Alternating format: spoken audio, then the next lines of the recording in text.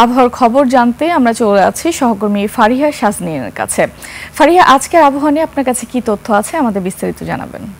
ধন্যবাদ লোপা। দর্শক, আজ 14 অক্টোবর 2025 তারিখে দেশের সর্বশেষ আবহাওয়া তথ্য থেকে আমরা দেখতে পাচ্ছি চট্টগ্রামের দু এক জায়গায় অস্থায়ীভাবে দমকা হাওয়া সহ হালকা থেকে মাঝারি বৃষ্টিপাত অথবা বজ্রসহ বৃষ্টিপাত হতে পারে এবং সেই সাথে আজ সারা দেশের তাপমাত্রা শুষ্ক থাকবে এবং আকাশ মেঘলা থাকতে পারে এবং দিন ও রাতের তাপমাত্রা প্রায় অপরিবর্তিত থাকতে পারে।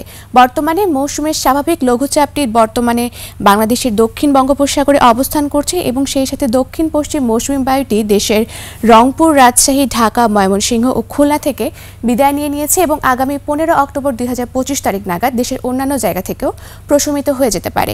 বর্তমানে বিশেষ কিছু অঞ্চলের তাপমাত্রা যদি আমরা দেখে থাকি তাহলে সিলেট ও ঢাকায় রয়েছে 28 ডিগ্রি সেলসিয়াস, রংপুরে রয়েছে 26 ডিগ্রি সেলসিয়াস এবং খুলনা ও বরিশালে রয়েছে 28 ডিগ্রি সেলসিয়াস। গতকাল সর্বনিম্ন তাপমাত্রা রেকর্ড করা হয়েছে রাজশাহীতে, যা 22 ডিগ্রি সেলসিয়াস এবং সর্বোচ্চ তাপমাত্রা রংপুরের সৈয়দপুরে, যা 34 ডিগ্রি সেলসিয়াস। গত 24 ঘন্টায় ঢাকার সর্বোচ্চ তাপমাত্রা ছিল 33.1 ডিগ্রি সেলসিয়াস এবং সর্বনিম্ন তাপমাত্রা 24.2 ডিগ্রি সেলসিয়াস।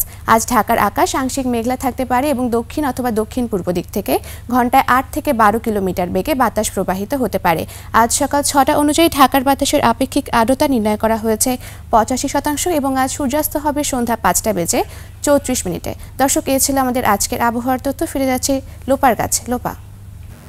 ফারিহা শাজনীন, আপনাকে ধন্যবাদ। দর্শক, আবহাওয়ার খবর জানাতে এতক্ষণ আমাদের সাথে যুক্ত ছিলেন সহকর্মী ফারিহা শাজনীন।